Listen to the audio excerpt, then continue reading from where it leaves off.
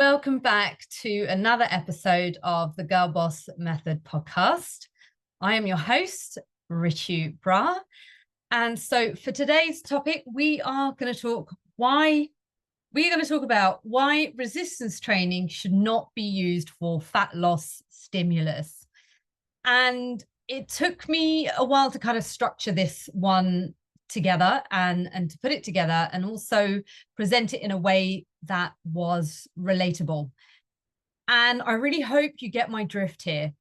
So obviously we understand that resistance training is important, and it is definitely highly promoted for those of us that are on a fat loss journey. Yeah. So if we just talk about the fat loss journey itself.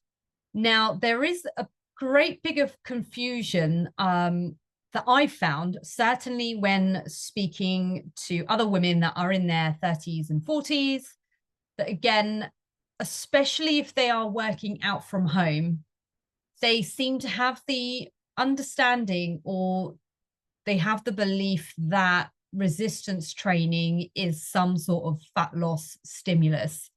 Now, we do know that, yes, it helps with increasing metabolism, and there may be something that we call like an afterburn effect. We'll go into some of those things during this presentation, but also we'll be going over a few other things as well. So just kind of like setting the tone here that resistance training should not be used as a fat loss stimulus. Why would we use resistance training? So the key benefits of resistance training are that it helps build and maintain muscle mass. It helps improve our strength and our functional fitness. Yes, it boosts our metabolic rate. It enhances bone density and joint health, improves our overall body composition, and supports our mental health and well-being. So notice there, I haven't used the words fat loss or like calorie burn or anything like that. And yes, we do know that metabolic rate, again, that may help with when we're not exercising, how we utilize calories and how we metabolize them, and the effect that our body composition may have on the way that we use energy or we expend energy. So a few things to consider there.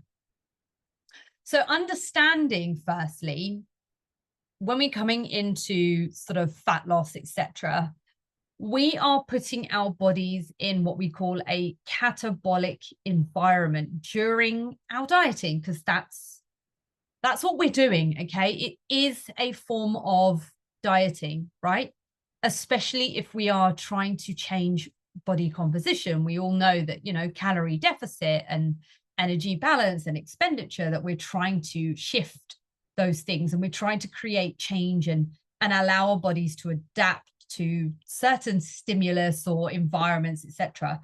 So understanding, firstly, that dieting is a catabolic state. So what this means is, yes, it will help break down the body fat, but a catabolic environment will also risk breaking down muscle tissue. Our key objective when we are in a dieting phase is to actually preserve muscle mass whilst we are reducing body fat. And this is why we don't do things on the Girl Boss method where you are massively reducing calories, and we are not just using that as the only means. We are trying to preserve the muscle mass, okay, whilst reducing the body fat. So there's a fine balance that comes into play here. And then what we've got to understand is, well, what's the role of resistance training in a catabolic state?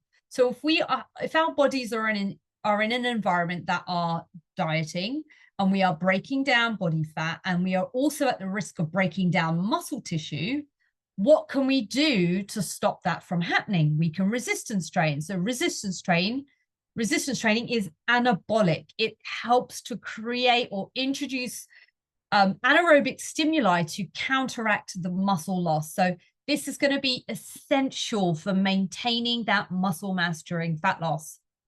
why the hell is muscle important? Muscle is important for so many things. So obviously we know we've touched on some of those things that kind of cross over with the resistance training, with helping our metabolic rate, but also helping our strength, helping our longevity, helping all these different things. It's important for us to have muscle. We need to have muscle, women, and it's not just about reducing fat. Muscle is so, so important. And just taking and creating that separation to understand that it's not something where you suddenly look shredded. Okay.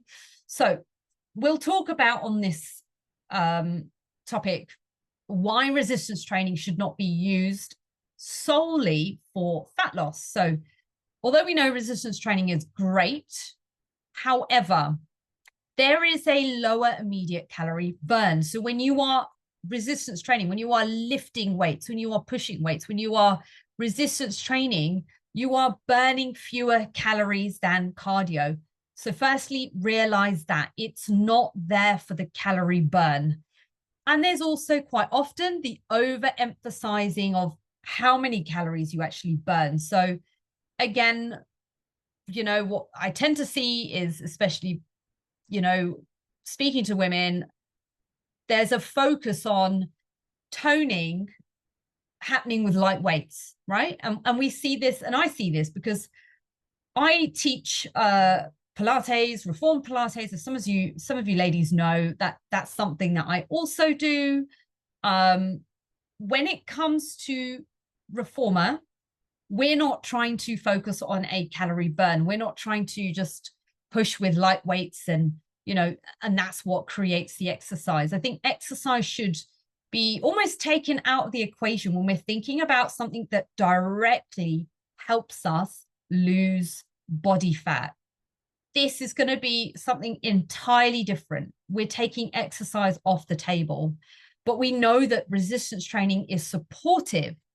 These things, activity is important, and it's supportive in terms of our wholeness and our lifestyles and just helping us in so many other ways. So I really want to kind of like beat the notion that exercise should be used just purely as a tool for calories, right? So overloading sets, again, when we're thinking about calorie burning, you know, there's a risk of overemphasizing that, again, focusing on the toning, getting all the light weights going, and again, overloading sets and reps to try and increase the calorie burn. It's counterproductive.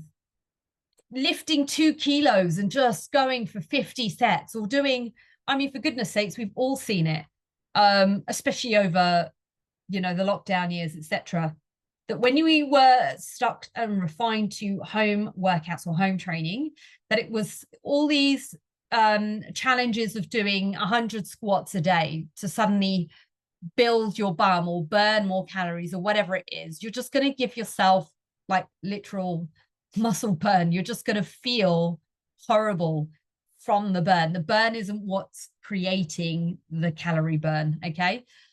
So again, the role and reality of resistance training. Yes. So we've talked about resistance training is anabolic. It's going to introduce an anabolic stimuli to counteract any muscle loss. This is going to be essential for maintaining the muscle mass during our fat loss phase. There's an impact that it has on metabolism.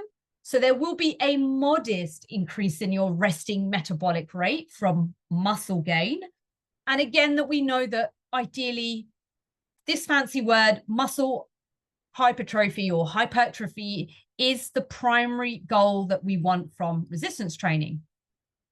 Again, if we break it down and list the typical mistakes that I've seen people do, overestimating the calorie burn, maybe even skipping cardio, underestimating the importance of hitting your step goal, or you know, increasing your NEAT, your non-exercise activity thermogenesis. So that's all of this sort of moving around that we do over the course of the day.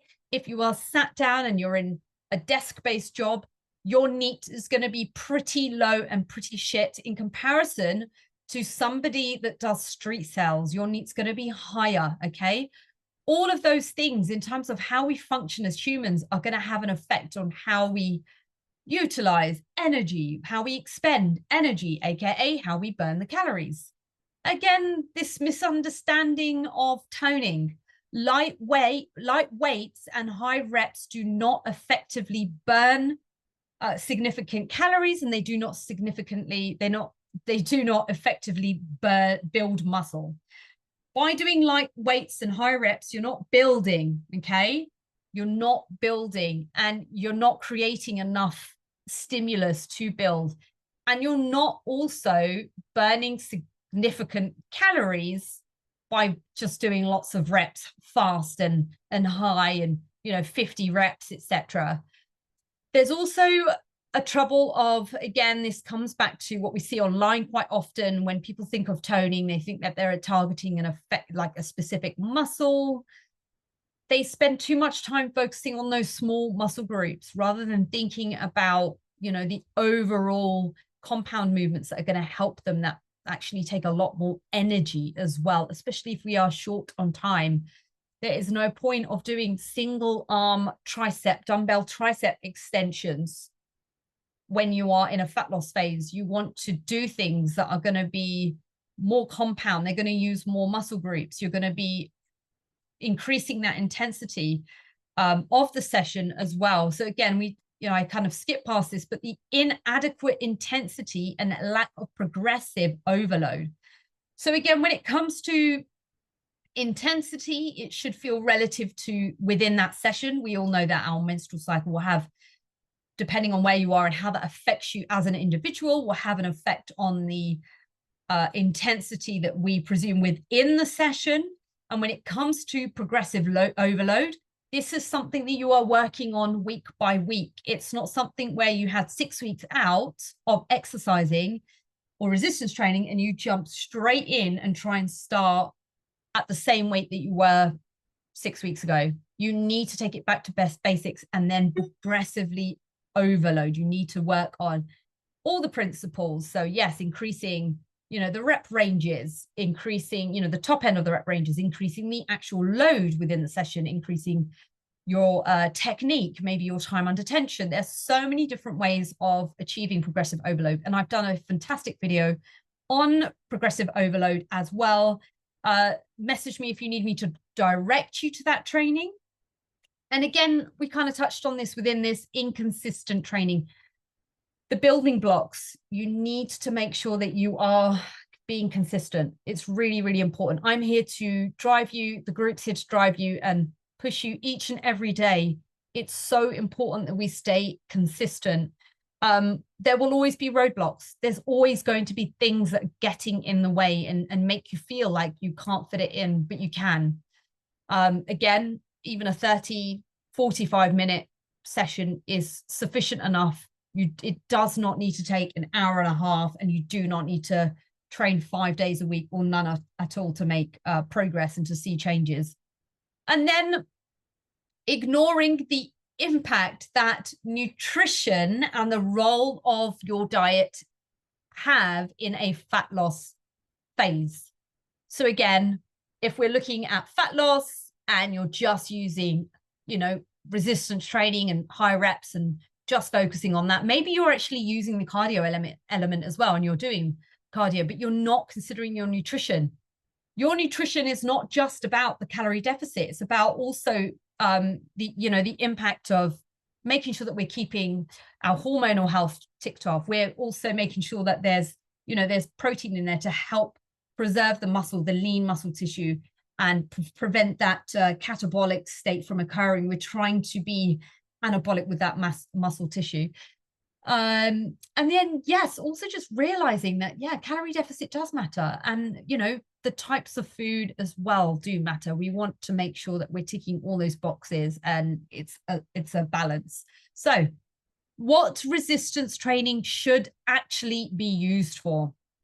So as we know, muscle building and maintenance. So there is an importance on muscle hypertrophy. So believe it or not, if you are a newbie or a beginner to strength training, resistance training, applying load, being consistent with it, anything like that, being in a program, you're in a sweet spot where you are more likely to trigger that muscle gain better than somebody who is a seasoned trainee, if you like, somebody who's been doing it for a long time. You're in this wonderful sweet spot. So it's really important that you just stay consistent, and you will get some of those gains as you are dropping body fat. That's what will happen, especially if you are in that phase. And again, making sure that you're consistent and you're staying on top of it. And you'll be surprised, actually, that even when it comes to, you know, a fat loss phase, if you have been consistently building muscle, and you've been maintaining and thinking about nutrition and making sure that you're ticking the protein box as well, making sure that all those things are being adhered to, all the basics, that you will see wonderful results when we come into that fat loss phase. But you have to stay consistent. Yes, strength and functional fitness. So resistance training is going to help improve our daily life, enhance our daily life, and improve our athletic performance. It's going to help with bone density and joint health. So this is critical for our long-term skeletal health. Women, as we age and the effects of the menopause come into play, and we start to go through that phase, we will start to lose bone density, and we are at risk of poor bone health as well. So it's really, really important that we keep bone loading and we keep building the strength as well, because if you are weak and you fall and you're predisposed to some of those, you know, osteoporosis or anything like that, just because of bone density drops and poor nutrition, again, poor lifestyle choices as well that have led you to that state, then yeah, you're going to be at risk of hurting yourself and breaking bones and things. We don't want that. So everything that we are doing now is the foundation. This is the foundation that we are taking with us through life. And I love this one. There are obvious mental health benefits to resistance training. It's going to help reduce the stress, boost our confidence. We all know what it feels like when you've been training and, you know, you just feel your booty just popping, or you just feel like, oh, you know what? I know I've been training my glutes because I can feel them, or I know I've been training my biceps. Yes, I did really well. So it's going to improve your confidence because you're going to start seeing those changes and feeling those changes. And it's a great stress outlet as well. There are people out there that will choose other avenues to reduce their stress that don't really feed into themselves and a whole being. They don't add to your life. Resistance training and focusing on your nutrition and just pouring into you in so many ways really helps you with mental health as well. Okay, so what are the effective fat loss strategies? So touched on this, creating that calorie deficit. A calorie deficit is not something that we look at Monday to Friday and ignore Saturday and Sunday. It's something that needs to be adhered to throughout. And so I am constantly checking on your averages over the week.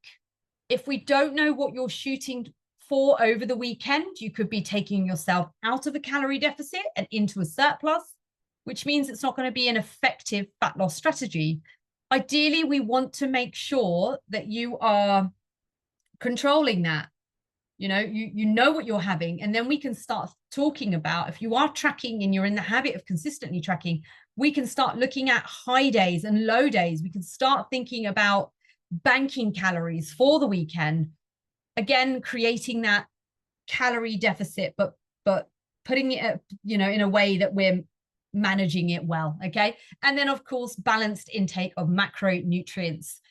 So again, making sure that we're ticking, the fats for our hormonal health, the carbs that make us feel good, the fiber as well, that just helps all those other gut functions and things. And then, yes, protein. Protein is massively important. Protein is thermic as well. So protein will be better metabolized, and it's going to help you, especially with, retaining that muscle mass as well. And then we know that we can add and we can incorporate cardiovascular exercise. So there is an importance of cardio exercise for calorie burn. We will see more calories burnt during a cardio session. Yes, we do know that, but it needs to be coupled with the resistance training.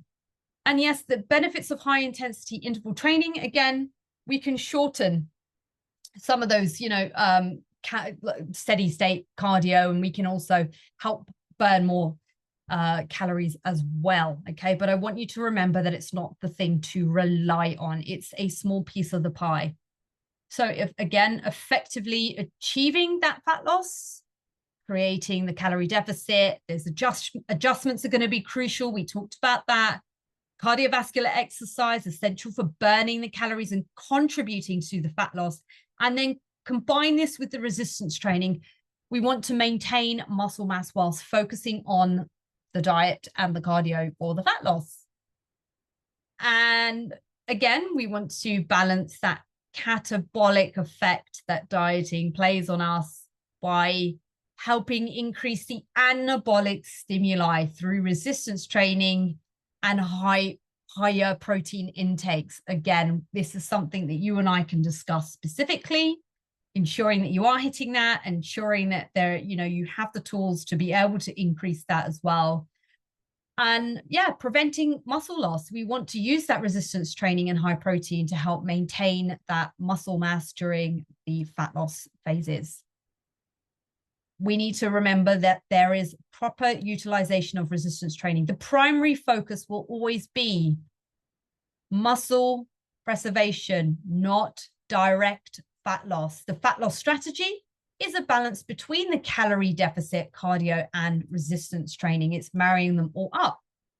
One thing that we've touched on slightly here, again, it came under the mistakes, but again, there is a huge part that consistency and recovery play.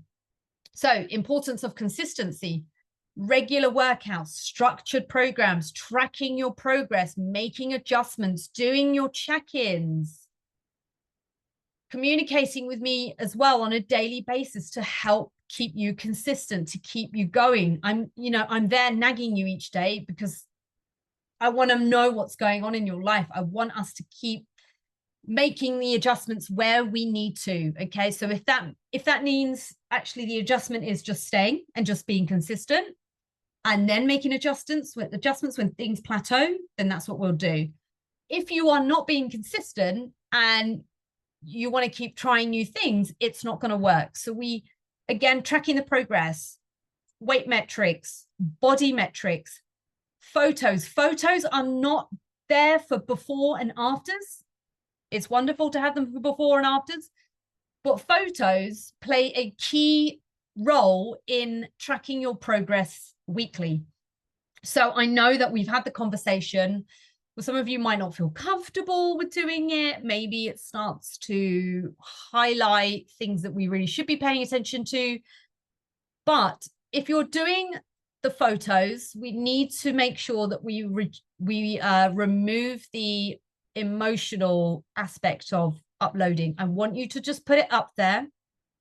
And I want you to remember that I'm watching this because I am looking at those very finite changes that, again, it's really difficult to look at yourself and be reasonable with progress because, again, week to week, you might just go, oh my goodness, I can't see anything. I can't see anything. It's changed. It's not changed. It looks the same. But there are things that I can see. If I know that things are not, if you're being consistent, if you're tracking all your other metrics, if you cannot see change on the scales, but I can see change visually through your pictures because you're using the same poses, you're taking the pictures at the same time of day, you ideally in the morning before you've had anything to consume, same day of the week, all of those things I can see changes, right? So it's really important. And then prioritizing your recovery, the role of sleep and stress management in fat loss. Sleep is so important. Sleep is one of the biggest areas that we need to maximize. So we need to remove all those distractions in the evening, have phone free time for at least an hour before bed. Do things like, I don't know, if you're bored, and you have, maybe if you don't, you do a certain portion of reading and you can only manage 15 minutes of reading. Maybe you can only manage 15 minutes of reading. Maybe you could go in and start, I don't know, like, you know, checking, having a little tidy up, or washing the sink, or getting the clothes ready for the next morning, whatever it is, making sure that your workout stuff's ready, making sure you know what you need to be doing for the next day, whatever it is, just ticking those boxes up. And maybe even journaling. Journaling is such a nice way of just unwinding from the day and maybe even revisiting your goals. So again, yes, adequate rest between training sessions. So this one, again, you don't want to keep adding and applying stress. The body needs the ability to recover between these sessions. Nobody should be resistance training every day of the week. Like, everybody is obviously, you know, unique in terms of how much time that they have and how much they can dedicate in terms of work, life, family stresses. So again, this is something that we will talk about specifically in relation to you, but the sweet spot is always going to be 4 times a week. 4, 5.